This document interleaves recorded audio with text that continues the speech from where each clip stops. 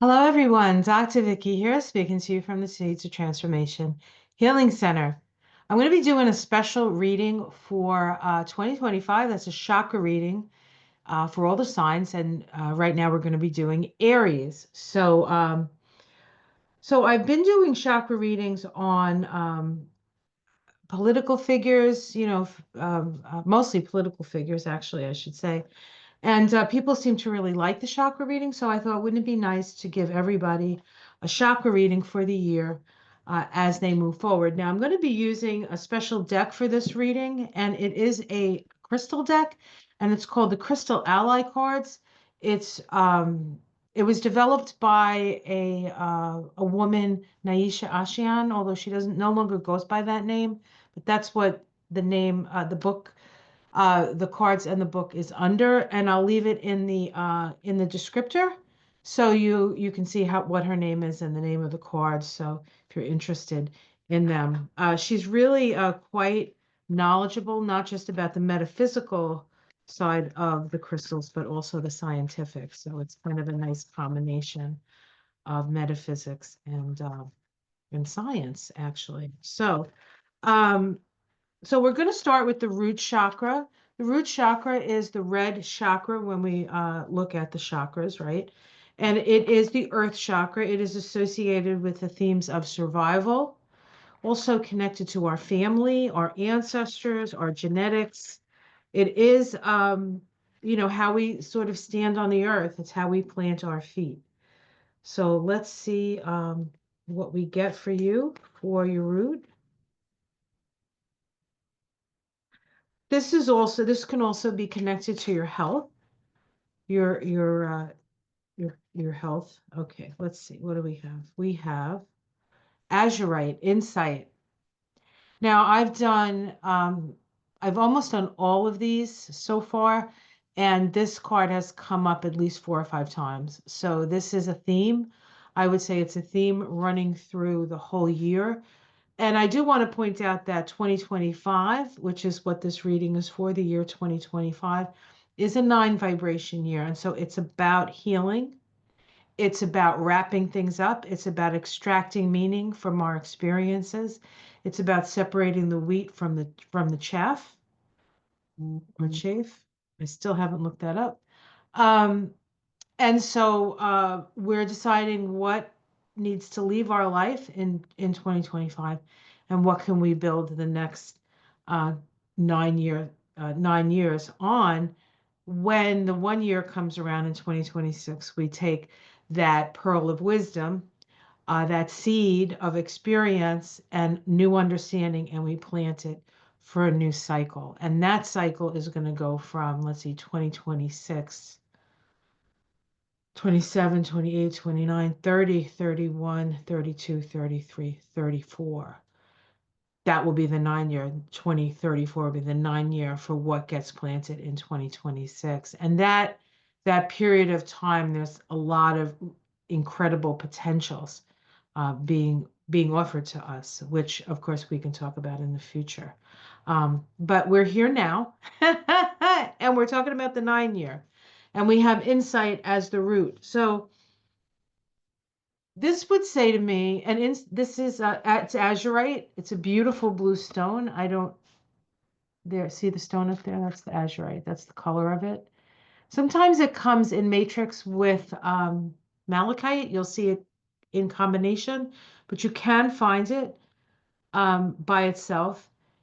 It talks about insight, and this is about understanding yourself at a very sort of deep level, at almost a cellular level. And so as we sort of move through the year, I want to say that while your physical health, you have your doctor and you have your practitioners that will help you to keep you healthy.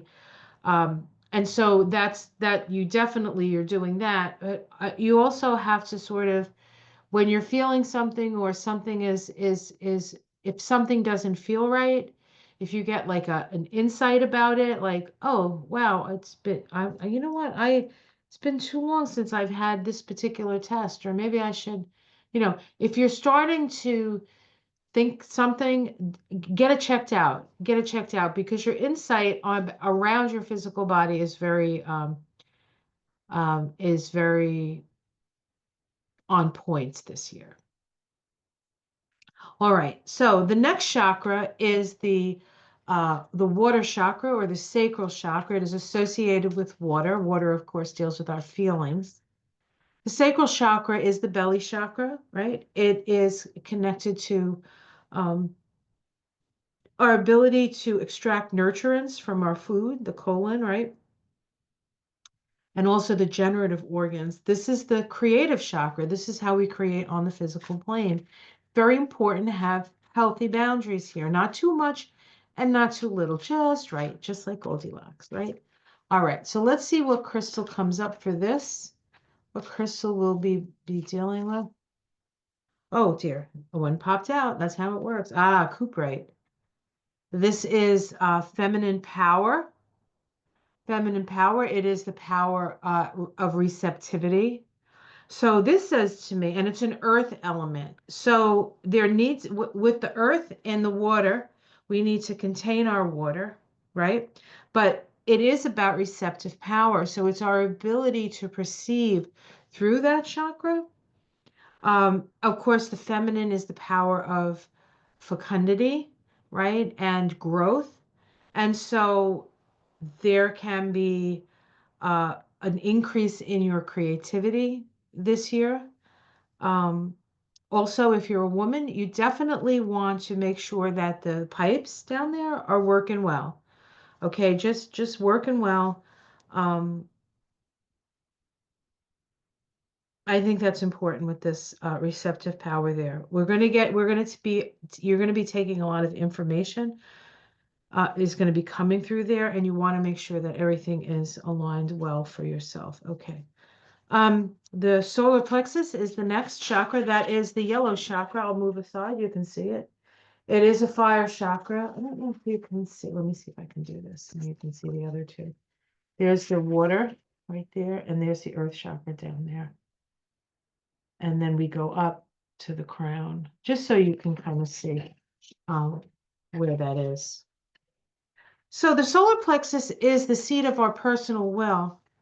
It's the way we sort of get our needs met, get our will be done on planet Earth. It is the fire chakra. It is a transformational energy. The Sanskrit name is Manipura, which means lustrous gem. So the ultimate for the solar plexus it is personal will, but ultimately, um, the best use of the solar plexus is generally as a conduit for spirit. But we will see. We will see what comes up for you here. We have wind here. Wind. Uh-oh. Wind in the gut. Just kidding. This is ideas, thoughts, messages, keeping your ear to the wind. There are many cards in this deck and only five elementals. Air, fire, air, fire, water, earth, and storm.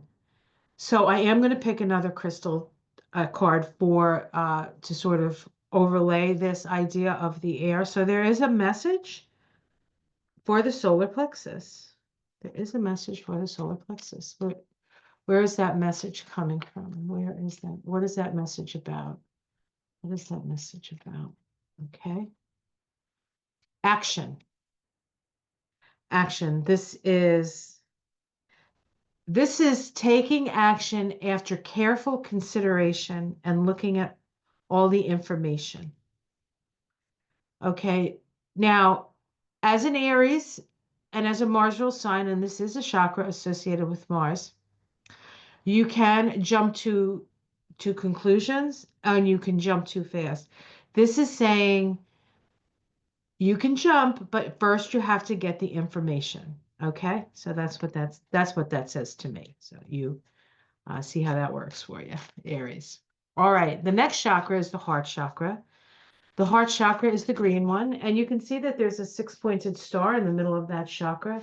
That's one of the symbols of the heart chakra, the six-pointed star.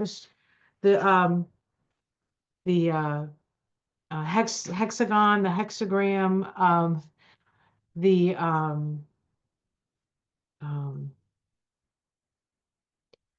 what else did I want to say? The Merkaba, the Seal of Solomon, Solomon, Solar Man. It is associated with the sun, and on the Tree of Life, it's this one here. Can you see that? Yes, that's Tiphereth, the mediating influence. On the Tree of Life, all Sephiroth connect with Tiphereth, save for Malkuth, which is down here. In order for Malkuth to connect with Tiphereth, you have to go through Yesod, which is, oops, sorry, which is this one, which is the moon. So on the journey from the earth, you need to go to the moon and up to the sun. And of course, we've had this past year, 2024 has been a very active solar cycle that was actually supposed to start in 2025, but started early. And I think 2025 is going to be another very active solar cycle. And that can be a little bit hard on your body, So you have to make sure you get enough rest and take good care of yourself. The sun, the heart. The heart, we have divine connection with amethyst. So you are loved by spirit. If you need any help this year, just ask spirit, and spirit is there for you. This is direct connection to source energy. It is an air vibration. And so far, we've had an air card, an earth card, an air fire combination, and air. So there's a lot of air. So there's a lot of thinking. There's a lot of messages. There's a lot of listening. Not your strongest suit, Aries, but you can get good at it like anything. The more you do it, the better you get. Throat chakra is the chakra that is located here. It is associated with our ability to communicate, of course. It's also the place of divine will. And so this is where our divine will sits. And that divine that we speak of is our own higher vibrational self that's connected to other higher vibrational souls that create soul families and then spirit families. And it's all about we're not alone. We may feel alone because we're in this dense physical environment. But even here in the worst days, there's always going to be somebody who's there for you, right? I mean, it's true. And there are many people there for you. They just may not know that you need the help. So that may be part of the lesson here. Let's see. We have water, another elemental. Wow, two elementals in this thing. Five of them in the deck, and you got two of them so far. Let's see. And it's interesting because this has been the most common elemental to come up in all of the readings. And this says to me that there's a lot of feelings, a lot of emotions. Now, Neptune is in the last degrees of Pisces, will dip into Aries this coming year, 2025, and then go back into Pisces. So there's a little bit of a respite of the water, but this sense of Neptune being in Pisces in the last degrees on the last sign of the zodiac. And the next time we see Neptune is going to be in Aries, and then we have Saturn coming in to conjunct it at the beginning of 2026. That starts a whole new thing. And so, this being your throat, you must speak with compassion. And I'm going to pick another card to see. And with your voice needs to be a tool for healing, not for berating, not for calling somebody a jerk, even if they are a jerk. It's about a healing. But let's see if we can pick a crystal that may go with that.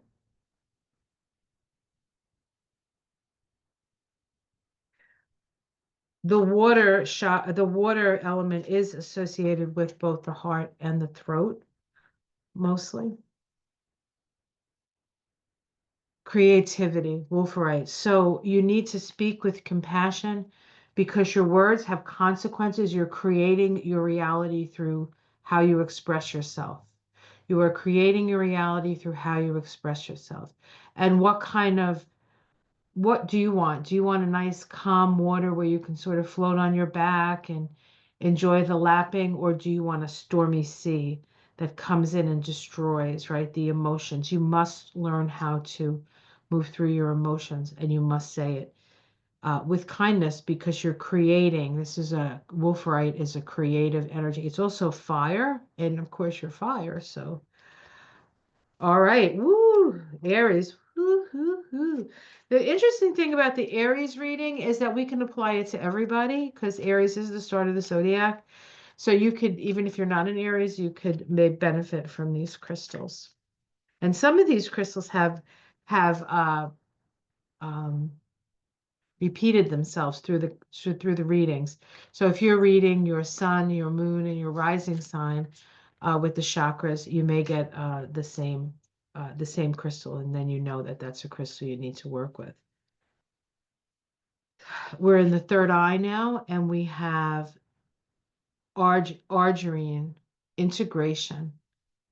Integration. So this is information that you're getting from your third eye chakra. Your third eye chakra is your vision, it's your sight, it's your psychic ability. It is seeing patterns. And so there's a lot of information coming in, and your job through your third eye is to integrate it and make some sense out of it. Make the connections, connect the dots, as they say, because there's all kinds of information coming in. And then lastly, the crown chakra.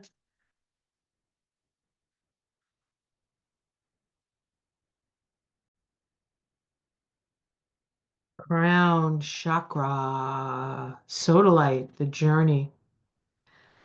This is another one that's come up many times. We're all on a journey. You might find yourself journeying. And if you want to know where you have to go, Spirit's telling you where to go. This is your connection to the divine, being open to the journey, being open to, you're going to get a message and it's going to say, and of course, Aries is like, yeah, we're going somewhere. Let's go. Right.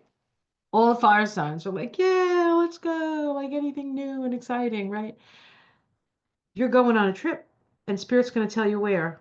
So even if you don't know where, Spirit is going to inform you of that. So pay attention to that. All right. So very, very interesting. This is also air. So we have a lot of air and fire with a little water and a tad of earth. So it should be an exciting and adventurous year for you. Also a year of deep healing for you. Okay. So I like these. I like this. I like this energy for you, Aries. I think it's going to be a good year. But remember, pay attention to the insights you're getting. Pay attention to your body. Well, let's just say your antennas are out this year. Well, they're always out, but like really, like they're like if you normally walk around with antennas that are this big, your antennas are like this big. So, um, so keep tuned to the station of spirit. All right, I hope you enjoyed this reading. Have a wonderful year. It is a year of healing and forgiveness. Don't forget the forgiveness part, and don't forget to forgive yourself. Generally, the hardest to forgive. So take care, everyone. Have a great year, and I'll see you every morning in my gardens. Talk about the stars. Every month for taroscopes, and every week for some astrology with a smattering of card readings. I'll see you again soon. Much love. Namaste.